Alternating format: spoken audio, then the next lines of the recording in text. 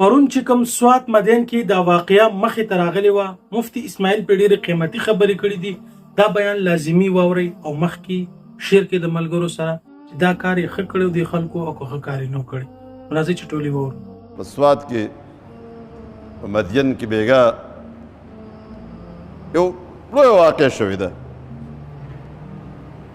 شکایت چا کړی دی؟ تاڼې ته سړی دی او قرآن شریف یې وسوځو او خلک راجمع شوي دي تاڼې ته، سړی هم ویشتی دی او بیا په اور سوځولی هم دی. اوس تاسو وایئ چې ملک دی، قانون دی، یو هجوم راځي او تحقیق هم نه کوي، نو که دی په حقیقت کې هم دا کار کړی نو دلته یو قانون د ریاست ذمہ داری ده. لیکن ریاست چې خپله ذمہ داری نه پوره کوي او د الله او د الله د رسول سره خیانت او دوکه او بغاوت شروع کړي، بیا انجام خو همدا یي.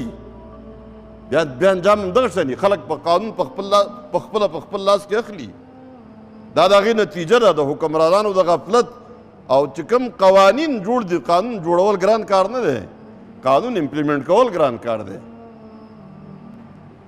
لیکن ځاسې تپوس کوم هجوم چې په دې کې شریک وو چې دا ستاسو د دې قانون مطابق چې حکومت قانون امپلیمنټ نه دی مونږ نافظ کوو، نو که په رښتیا یې دا کار کړی خو زه ستا خبره ټیک شوه ووایه چې ما کار وکړو که نه ما سزا ورکړه. لیکن که دا الزام ثابت نشي نو بیا ډېر ښې خبرې هلته روانې دي.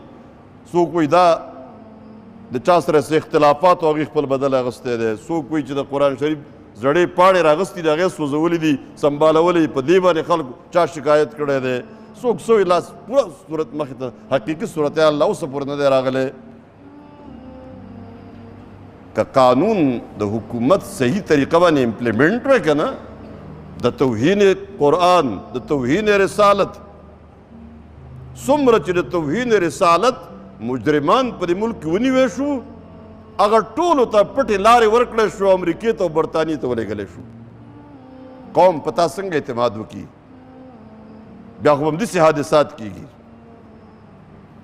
که نه بیا به څه پولیس ته به رپورټ هم کېده او چې خلکو څوک دې وکړه نه سیده به یې پولیس ته حواله کوو، یاره جي دلته سزا میلاویږي. اوس د پولیس د تاڼې نه راوباسي نه موږ په خپله سزا ورکوو، ځکه به تاسو سزا نه ورکوئ که نه.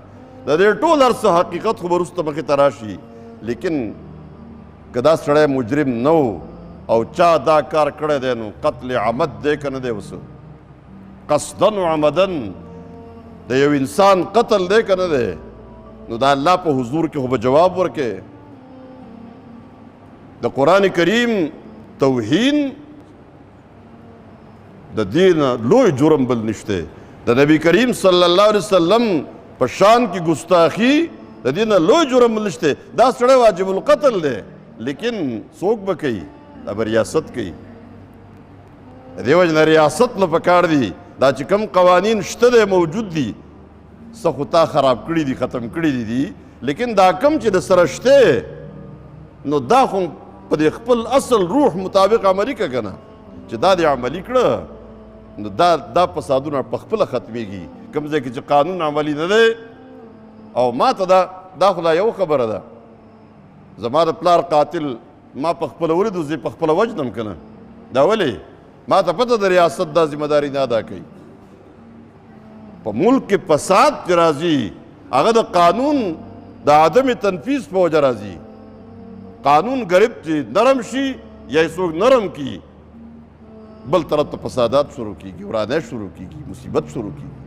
موږ ټول قوم من حیث القوم، ټول امت نن د خپل دین نه مکمل یو طرف ته شوي یو.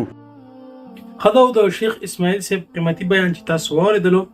دغه شان اهم او قیمتي او نوي بیانونو دپاره تاسو زموږ سره اوسئ. السلام علیکم ورحمة الله.